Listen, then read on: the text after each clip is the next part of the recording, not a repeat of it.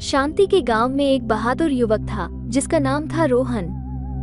गांव के लोग अक्सर जंगल में खोए खजाने की कहानियां सुनाया करते थे। एक दिन रोहन को उसके दादाजी ने एक पुराना पत्र दिया जिसमें उस खजाने का सुराग था। पत्र में लिखा था, जो सच्चे दिल से खोजेगा वही खजाने तक पहुंचेगा।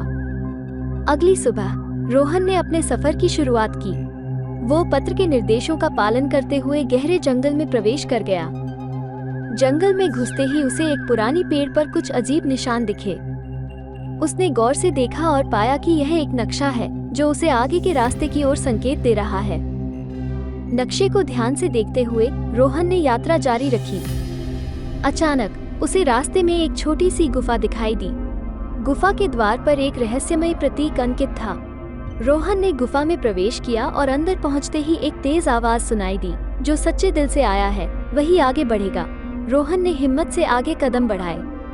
गुफा के अंदर चारों ओर अंधेरा था। अचानक एक जलती हुई मशाल दिखाई दी। रोहन ने मशाल उठाई और रास्ता देखा। हर कदम पर उसे अजीब ध्वनियां सुनाई देने लगी। अचानक उसके सामने एक पत्थर का दरवाजा आ गया जिस पर एक पहेली लिखी हुई थी, जिसे खुद पर विश्वास है वही इसे खोल सकता है। रोहन ने ध्यान से सोचा और पहेली को हल कर लिया। दरवाजा खुला और वह आगे बढ़ा। अगले ही पल एक गहरी खाई उसके सामने आ गई। खाई के पार एक लकड़ी का पुल था जो बहुत पुराना और कमजोर दिख रहा था।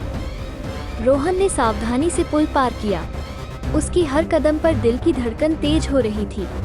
पुल पार करते ही उसे एक बड़ा कक्ष दिखाई दिया जिसमें चारों ओर सोने और रत्नों से भरे बक्से रखे थे। लेकिन कक्ष के बीचों बीच एक बड़ा पत्थर का मूर्ति थी जो जैसे किसी पहरेदार की तरह खड़ी थी।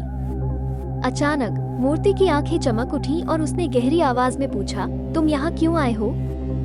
रोहन ने साहस जुटाकर कहा, मैं इस खजाने की सच्चाई जानना चाहता हूँ। मूर्ति ने मुस्कुराते हुए कहा, ये खजाना उसी का है जो निडर और ईमानदार है। रोहन की सच्चाई और साहस को देखते हुए मूर्ति ने उसे खजाना सौंप दिया।